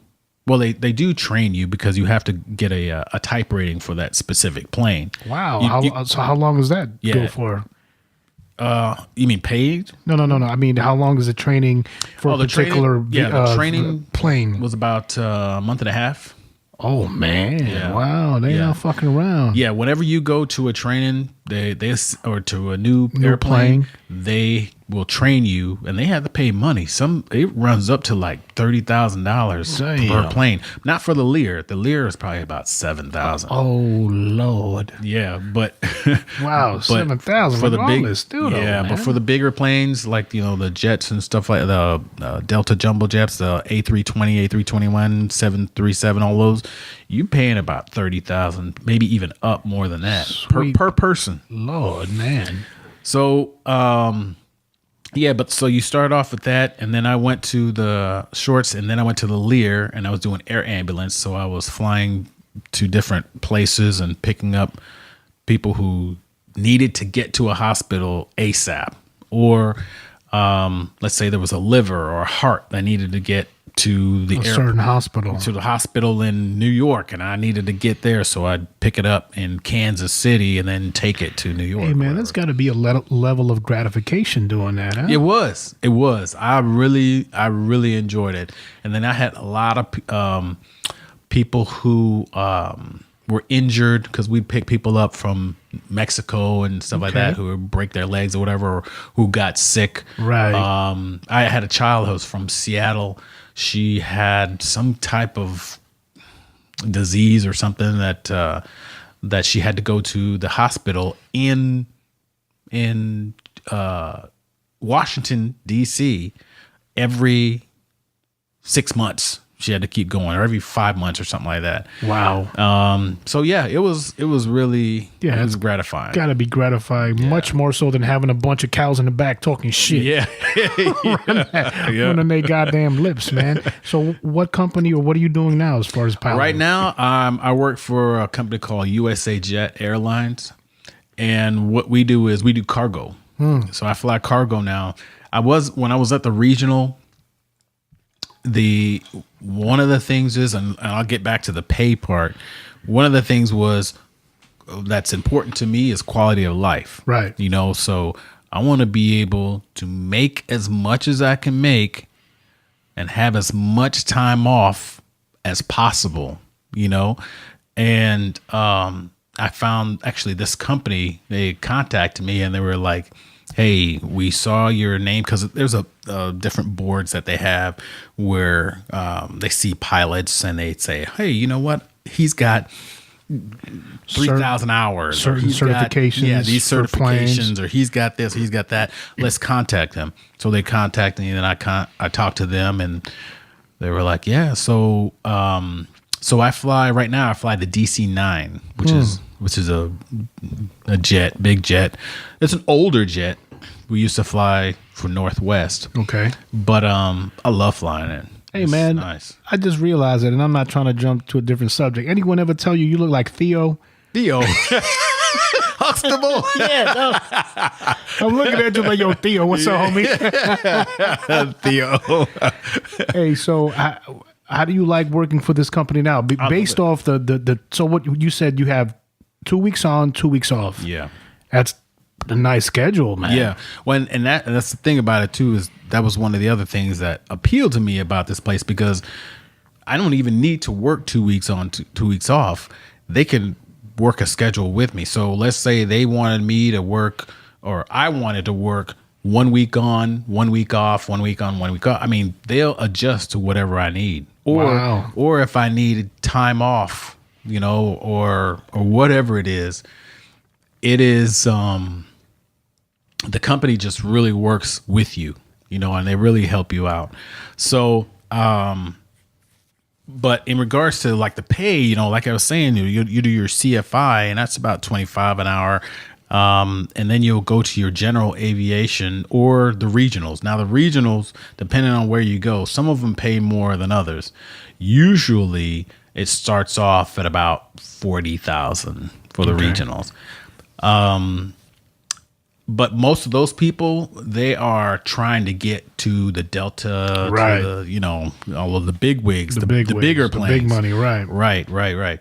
But for me, I was at the regionals, and I was like, you know what? I'm getting up there in age, and I want quality of life. Right. I'm not trying to get to the regionals, even though they're trying to get me to the regionals, and it does sound appealing. But I feel like because when you're in the regionals or you're at the big wigs, they pretty much own your schedule. I was gonna say that. Now you're really at their beck and call. Right, exactly. So you could fly 3 days on, 4 days off, 2 days on, 1 day off. So you really don't have a set schedule. No. Yeah, exactly. I'm not with that, man. Exactly. You can keep that. Give me my little schedule. Exactly. Because I'm a creature of habit. Yep. And I like when I'm gonna have my days off, and when I'm gonna go to work, I'll be prepared. Exactly. I'll be there. Just give me my days off. I see what you're saying, man. Yeah. I'm more towards your way of thinking. Yeah. So the pay, for the regionals, yes, it starts out like 40,000, but then when you first get in there, they'll give you a bonus, like an extra 20,000 or whatever. Okay. But you get it in increments, and then after that, once you start getting higher and higher, I mean, We got a guy at my company who's making over $300,000 a year. So Wow. yeah, so beautiful money. Yeah, he's making good money. Beautiful money. But I'm a first officer. He's a captain. Okay. So. What's the rank structure in there? I mean, obviously, what would be the private of rankage all the way to the top? What would be the rank structure? Oh, there's only two. Are you talking about like in the plane? Yeah. Oh yeah, you got a captain and a first officer, and that's it. So or sometimes you can have a captain and captain too, but they try not to do captain and captain. Oh yeah, I'm the captain. No, yeah, bitch, no, I'm the captain. Yeah, I'm a senior captain. No, bitch, you whack. Yeah, that's exactly what happens. You remember last time you fucked that airplane up? That's exactly what happens too. So how long does it take you to get from first officer to captain?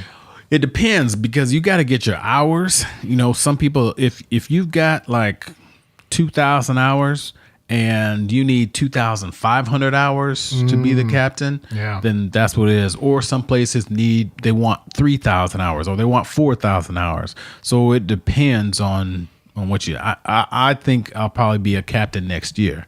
My man, yeah. How long you been doing this career job of a pilot? How long you been doing this? I've been doing it since, I started school 2010, finished up in 2014. So 2014 when I was CFI. So yeah, I was thinking about 2014. Okay. Now, I'm not going to keep you on here too much longer, man. I didn't know the conversation was going to be this interesting, but have you, in your whole time being a pilot, have you been in a situation when you've been in that cockpit and the weather isn't cooperating and you're like, oh shit. Yep. Your asshole tightens up.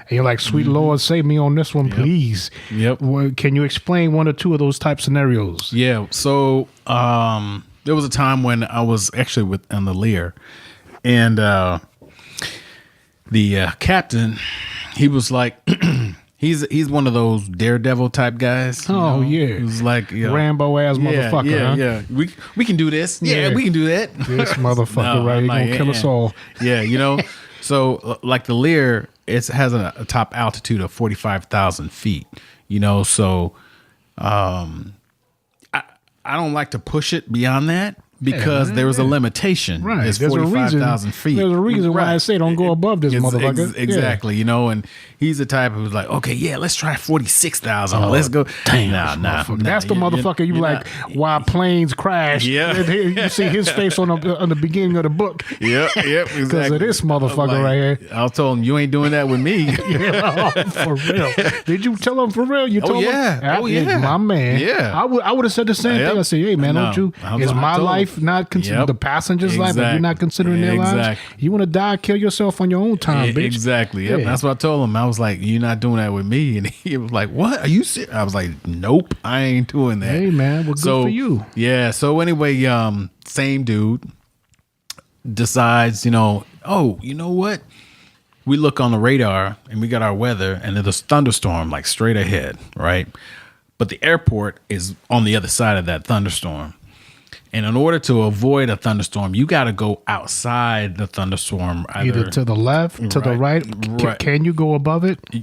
Depending. But that's probably not the best thing to do because thunderstorms, they lift and it goes all the way up. I mean, you could have thunderstorms all the way up at 60,000 feet. Damn. So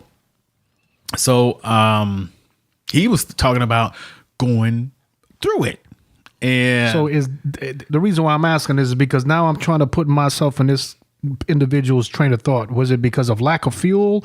What was his train of thought to go through it? He had get there-itis. You know what I mean? So he just wanted to get there. He didn't. Yeah, but isn't that like the last possible scenario if you would have to take? Yep, exactly. If you're running out of fuel or you got an emergency or anything like that,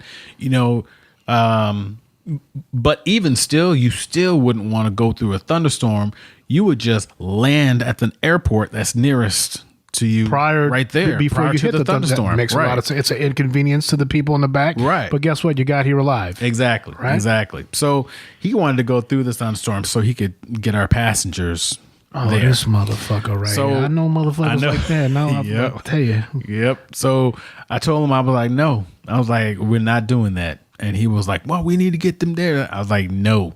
So we had to, in order to avoid the thunderstorm, you got to fly around like 20 miles off course in order to get around so you can make sure you avoid the thunderstorm. And it takes more time. I mean, we have fuel, so why not? You know? Yeah, it's an inconvenience, but He didn't once wanna- again, yeah, he didn't want to do that. But when you're in the cockpit, you both have to agree. If one person does not agree, Doesn't happen. It doesn't happen. nice. So we went around, and then we ended up landing at the airport. But we were late, maybe about 40 minutes, but we still made it. Hey, man. Now the whole time was you over there snickering and Oh yeah, he was not happy. we could have made it. Yeah. I told your ass. I told Yeah. you. Now He wasn't happy. Now, do you find yourself flying a lot of the times with the same individuals? Is there a small circle? Well, How's that work? Well, when you're within the company, yeah, you're normally flying with the same people. Especially when I was flying the Lear, there was only 6 of us, so I would fly. You were bound yeah. to fly with Dickhead once Oh, yeah. again. Oh, yeah. Now, I mean, listen, the protocol, and I'm sorry, I know I'm trying to get you off, but the protocol, and how do you deal with when you say to yourself, you look at the schedule, oh shit, I'm with fucking shit lips McCoy. Obviously, there has to be some kind of understanding because you can't constantly be bumping heads with an idiot. Right. So, how do you navigate through those waters? But to see this, the crazy thing about this guy, he was the lead pilot, which means he was the captain who was overall all the pilots. So, but the thing is, he wasn't my boss, so he could say whatever he want to say, but he couldn't hire or fire me. you. So I didn't care what he got to say. If it was a safety issue, and then I would mention it. You're always going to be in the right. Exactly. So, I mean, even still, there was this one time when we would fly nurses, right? On our plane. We'd have one nurse and one EMT. And this was in Scottsdale. We had a base in Scottsdale. So we were going to be taken off. We didn't have any passengers, but we had to take the nurse and the EMT to wherever we were going to pick up the patient and then drop them off wherever else they were going. So this guy, I had shoulder surgery because my rotator cuff was torn, and I had just come back. And in this Lear, we had 3 different Lears, and in this Lear, it has a clamshell type of door, all right. And if you closed it, and when they towed the airplane out to where you want it to be towed out to, so you could put your stuff in and everything, there was a latch that would latch the hook on the door. Right. So if you latched that latch, you couldn't get into the airplane. So they towed it out, and this is what happened. It latched. So I was like, dang, we don't have a key for it. We don't have nothing for it. So I ended up telling him, and I said, yeah, the door is latched. We got to get a mechanic out here to, take care of it and open it up and all that stuff, which was probably going to take us another hour and a half. And so I go around and I'm looking for something to lift up the latch to see, there's a little crevice in there that I could probably stick some foil or something in to maybe unlatch Pop it out. Right. So I go inside and I'm looking, for stuff, and I can't find it. And I'm talking to the EMTs, and I'm like, yeah, the door latch, you have a key, we can stick in and maybe try to jimmy it or something. And then I come back out, and as I'm coming back out, the EMT and the nurse are kind of walking about 10 yards behind me, right? And I come outside, and the door is open on the plane. I'm like, how in the fuck did that happen? And then I go in, and I'm like, what? And then I saw him going through the emergency hatch, and he came through the emergency hatch of the plane, unlocked it. Now, if you do something, you open up that emergency hatch, you have to have maintenance come out and check it. And He came out, he unlatched it, and then acted like, well, I got it open. But I saw him. But now I see where you're getting at. He's going to want to try to take off without getting maintenance. Exactly. To take a look at that. That's exactly what happened. So then I said, "Oh, what? You got it?" He was like, "Yeah, I got it."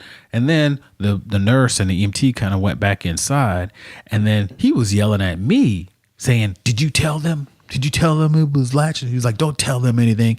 And I'm like, "What are you talking about? Why not? What's the problem?" Yeah. And he was like, "Yeah, don't tell the nurses." And I was like, "Why not?" Yeah. And he was like, "They don't need to know what we're doing." So then he continued to prep the plane like we were going to take off. Oh. And I told the nurse and the EMT, I said, "All right, he's not going to tell you this, but he went through the emergency hatch, opened it, and he wants to take off. I'm just letting you guys know that I'm not on board with this." That's a safety issue. Right. But the thing that kind of pissed me off is he went through that hatch, that emergency hatch, and if I hadn't seen him, he probably would have said he somehow jimmied it and he opened it up and that's how he got in. But I know he went through that emergency hatch, and that is a safety issue. So now really it's a issue of integrity. Exactly. Old boy is a huge character violator. Exactly. So what does that tell me about the rest of the times that we're going to be flying with him? Oh, this motherfucker cannot be trusted. Exactly. And I don't want to fly with a person like that. Wow. You know, and he's the lead pilot. That's problems, You know? man. So I went to him and I told him, I said, "I'm not flying with you." And he was like, What are you talking about? And I was like, "You went through the hatch. We have to have maintenance come in." And he goes, "Oh, well, I talked to maintenance." He said, "I was on the phone with maintenance and they told me, Rob or whatever, he told me that he doesn't know anything about it.